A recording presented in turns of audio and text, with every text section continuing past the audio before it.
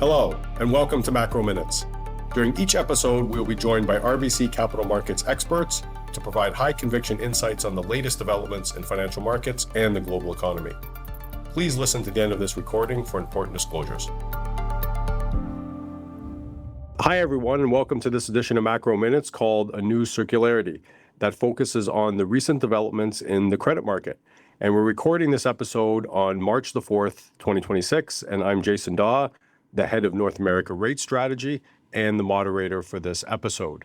So to lay some background, concerns over the spending and investment circularity of the AI ecosystem between chip makers, hyperscalers, and data centers has shifted to a new circularity, driving credit spreads wider.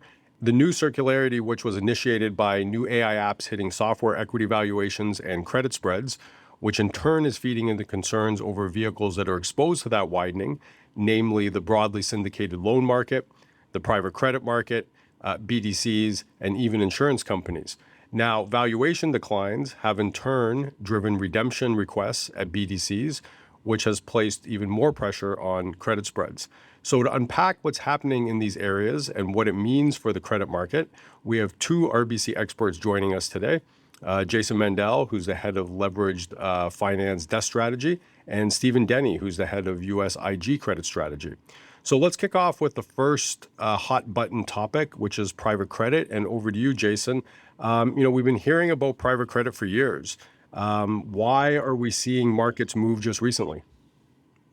Yeah, thanks so much. So I think over the last couple of years, the concern really has been in private credit about what the marks are for investments on the books, as well as some of the work that private credit has done to work with their borrowers to avoid defaults. So amend and pretends, the greater use of PIK payments to avoid the sort of cash weight of cash interest on the borrowers. But now what we're seeing is in the last couple of months, there's been a circularity of concern, which was largely around the AI spending and investment loop. So think about chip makers, hyperscalers, and data centers all sort of investing in each other and buying from each other. This new circularity that we've seen really in the last handful of weeks, it's really feeding through now into the loan market. So we've seen a sell-off in software driven largely by what we've seen with the recent developments and strength of the AI models, which can replace apparently a lot of the software business models and companies. That's what the concern is. So we've seen a sell-off now also in other AI disintermediation exposed sectors, such as insurance brokers, wealth management, legal services, other sort of AI apps that have come out that potentially could replace some of those business models.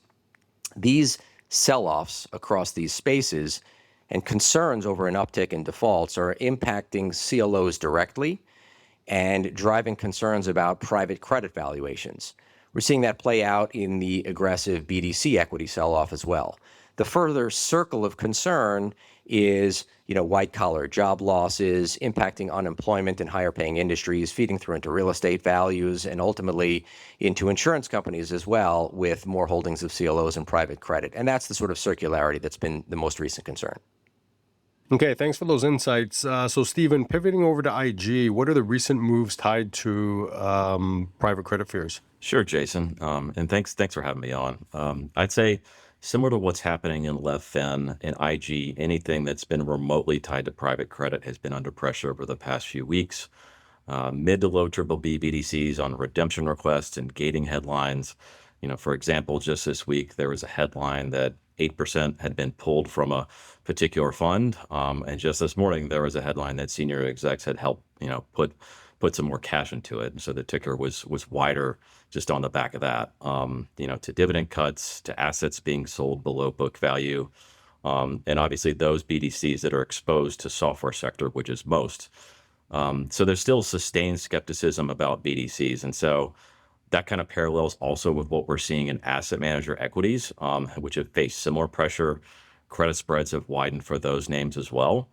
And then also within IG life insurance credit even. So there's a handful of those names that have been anywhere from 25 to 50 basis points wider over the past week on that similar narrative that Jason just mentioned on higher private credit exposures. That has also fed through into insurance brokers on potential AI disintermediation. The more challenging liquidity conditions and thinner markets are probably exacerbating those moves just a bit. What's almost more interesting is these same insurance brokers and life insurance names caught a bid on Monday on both fast money and real money flows, even amidst the volatile Middle East backdrop, given the degree of underperformance recently. And just today, those names are quite bid as well. This morning, the IG calendar started back up. Even the names that I just described on the underperformance, a lot of those names are snapping back. So I'd say bottom line, across these financial subsectors, they're certainly seeing credit dispersion as of late. Okay, and staying with you, Stephen, away from the private credit kind of area, what are IG investors kind of the most worried about right now? Yeah, so I say it's significantly higher technology sector debt issuance or supply from the hyperscalers was and still is the biggest concern amongst IG credit investors in 2026. Outside of Oracle, which continues to be a big focus for IG investors given ratings and the degree of free cash flow burn, I'd say the balance sheets for the high quality hyperscalers like Meta, Alphabet, et cetera, can easily absorb the pace of supply. Based on incredibly high capex needs, everybody knows they need to tap debt markets to fund. So it's really more about how much capacity can the IG market absorb at any particular moment in time. Or investors are selling existing exposures to make room for any deal. I'd say away from hyperscalers, there are some related sectors that are facing associated credit metric pressure and corresponding higher debt supply, namely the utility sector. I'd say supply for the youth sector is set to increase double digits, with 5-year medium-term capex plans continuing to increase at Q4 release just the past few weeks, all coming to fund all this generation capacity and associated T&D grid build-out, both at the holding company and operating company levels. Specifically, my supply expectations have continued to rise for the sector, and now I'm thinking somewhere in the mid 150 billions, with some caveats there, depending on what companies do in terms of flexibility. So, Department of Energy just announced a big loan program, bonds issued in other currencies, et cetera. So that could take that number down a little bit, but by and large, a huge amount of supply coming for the utility sector.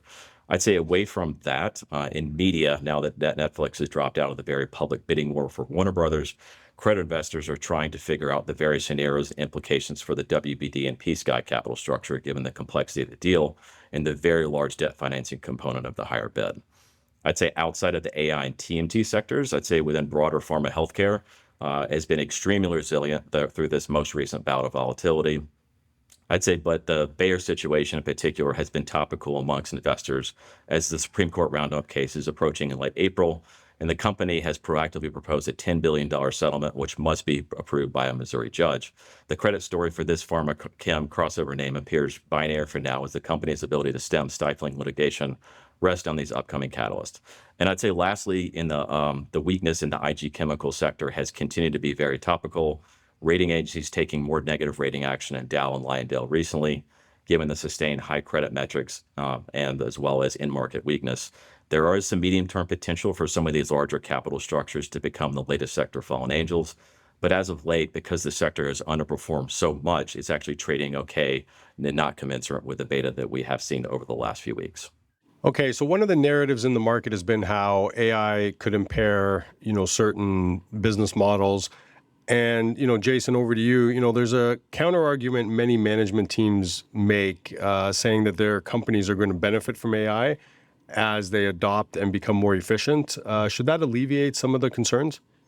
Well, I think a lot of those management teams are right. There will be substantial efficiency benefits, and we're even seeing them here at RBC. And there will be some first mover advantage to be had. But the concern is that in any given industry that can benefit, it will ultimately become a necessity to adopt AI if it's not already. So these adoptions will ultimately allow for some workforce reductions, administrative cost reductions, and obviously efficiency gains. The problem is that your competitors can and will ultimately do the same thing. So for a period of time, there will be some winners who will be able to essentially outcompete their peers, potentially marginally reduce price, but still expand their margin because their costs are coming down so much. The issue comes over time when ultimately the ability to earn these free rents is going to go away because your competitors are going to be doing the same thing and be able to kind of meet you at your price cuts or service improvements. And therefore, you may be in a situation where in some of these industries, it's a little bit of a race to the bottom where you're able to cut price, expand margins, and then your competitors are doing the same thing, and you end up on a lower overall base. Okay, and sticking, with you, Jason. So there seems to be some large rotations going on out of asset light into asset heavy. What are you seeing, and how sustainable is this?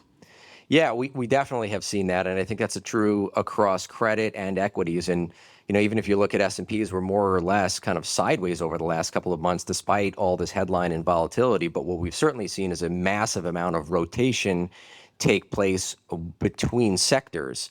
So certainly, in credit, as we've seen in equities, we've seen software get hit pretty meaningfully. We've seen financial service intermediaries like insurance brokers get hit, professional services like wealth management and legal services, and we've seen buying in some of the asset-heavy sectors, some of sort of the old world sectors, if you will, A&D, energy. Obviously, both of those also helped by what's going on in Iran, industrials, chemicals. The challenge is that for some of these sectors, and you might point out chemicals is one of them, for example, the fundamentals are really not necessarily any better.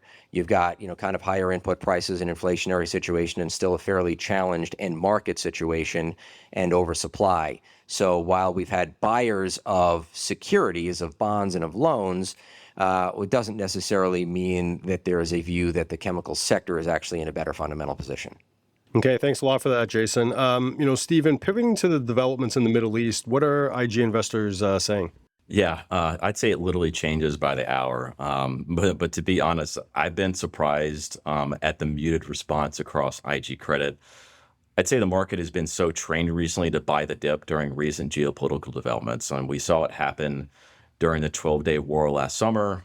It gradually happened, during the Russia-Ukraine war, even though we had a pretty big energy shock. And frankly, that appears to be what's playing out this time, at least for the initial stages of the conflict. I'd say the broader IG market opened wider on Monday, only to get aggressively bought throughout the afternoon. And we saw some fairly similar price action yesterday, even with equities down 2%. That was quickly faded, and the day's one overnight bank deal traded pretty better from pricing.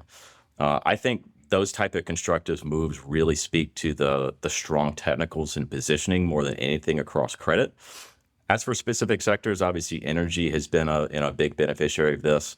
Obviously, as long as assets aren't actually impacted by strikes and trade lanes and being interrupted, I'd say generically across the IG energy sectors, we're anywhere from 2 to 5 basis points tighter through yesterday's close. And again today, the market is quite bid, so we are much tighter than that, versus yesterday's levels.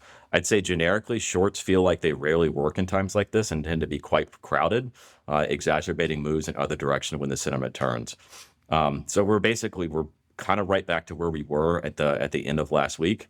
But with each successive day that goes on, the threat of real sustained contagion across the Middle East increases, threatening energy and trade supply chains. So we're already starting to see constraints happening in the region, even without real infrastructure damage.